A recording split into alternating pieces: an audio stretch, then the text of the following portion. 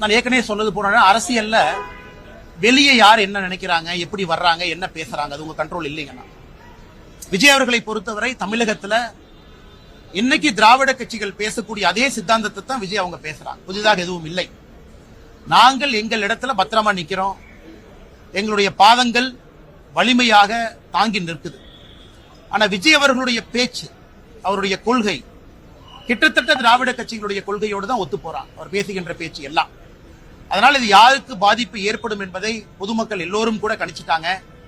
எங்களை பொறுத்தவரை ஒரு புதிய வரக்கூடிய நபர்களை பார்த்து எப்பொழுதும் பாரதிய ஜனதா கட்சி பயப்பட போவது கிடையாது. காரணம், வரவேற்கும் பொழுது ஒரு புதிய ஒரு வாய்ப்பு எல்லோருக்கும் கிடைக்கும் என்று நம்புகின்றோம்.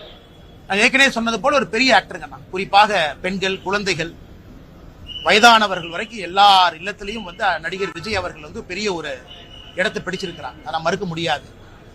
இந்திய அளவுல ஒரு படத்துக்கு அதிகமான வசூல் பெறக்கூடிய நடிகராகவும் விஜய் அவங்க இருக்கிறாங்க. அதுவும் உண்மைதான். அதுவும் நம்ம பொய்ன்னு சொல்ல முடியாது.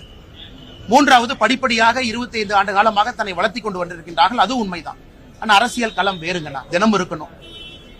அக்டோபர் 28க்கு பிறகு விஜய் அவர்கள் எத்தனை முறை வெளியே வந்திருக்கிறாங்க நீங்களே சொல்லுங்கண்ணா. அரசியல் 365 நாட்கள் இருக்கணும், கீழே இருக்கணும். வெற்றி தோல்வி சாதாரணமாக வந்து கொண்டே இருக்கும். அதனால் இதற்கு விஜய் எப்படி தன்னை ரெடி பண்ணிக்கிட்டு இதுல ஜெயிப்பார் அப்படிங்கிறது அவருக்கு தாங்க நீங்க கேட்கணும். ஆனா எங்களை பொறுத்தவரை எங்களுக்கு யாரின் மீதும் பயம் இல்லை. ஏன்னா இன்னைக்கு திராவிட கட்சிகள் 3ஆக பிரிந்திருப்பதாக நான் பார்க்கின்றேன். தமிழகத்தை பொறுத்தவரை திராவிட கட்சிகளுக்கு இருக்கக்கூடிய ஓட்டு என்பது 3ஆக இன்னைக்கு பிரிஞ்சிருக்கு. பாரதிய ஜனதா கட்சியினுடைய தேசிய வாக்கு என்பது இன்னைக்கு அதிகமாயிட்டு போகுது.